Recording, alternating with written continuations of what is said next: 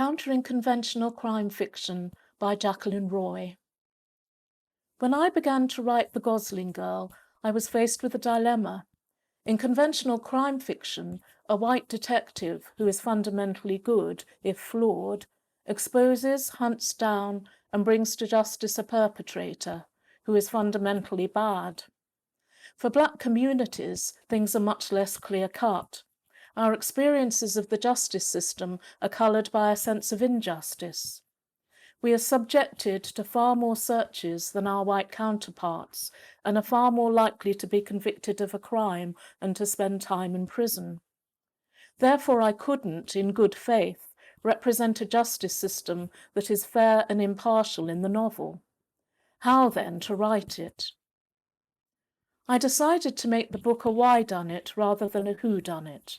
The reader knows from the outset that Michelle Cameron, a black child, has been convicted of killing a 4-year-old white child when she was 10.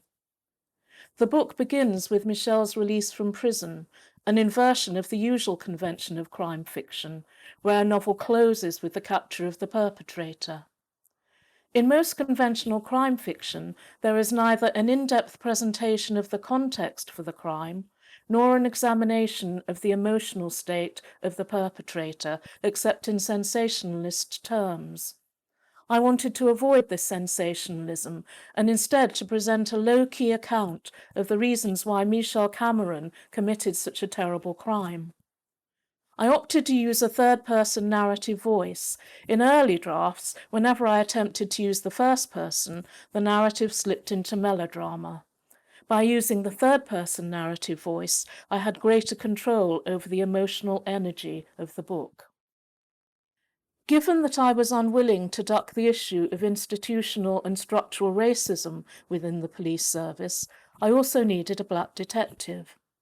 Natalie Tyler, the detective constable, who is assigned to protect Michelle when her identity as a child murderer is revealed, experiences racism throughout the novel. She is a token figure within the police service, presented to the public in situations where suggestions of racism need to be denied or diffused. In encountering Michelle Cameron, she is forced to confront these aspects of her work. In conventional crime fiction, detectives rarely question their role. So in these ways, the novel subverts the crime fiction genre. I aimed to invite readers to ask questions about social and cultural values, the justice system, and the ways in which identities are formed. However, I was telling a story, so it was of vital importance to focus on creating suspense, giving pace to the narrative, and developing the characters as fully as I could. These characters had to be more than just ciphers for the examination of social attitudes. Readers had to believe in them. I wanted to bring them alive as human beings. The aim of The Gosling Girl was not to provide answers for readers. In writing it, I tried to pose questions and to invite readers to find any answers for themselves.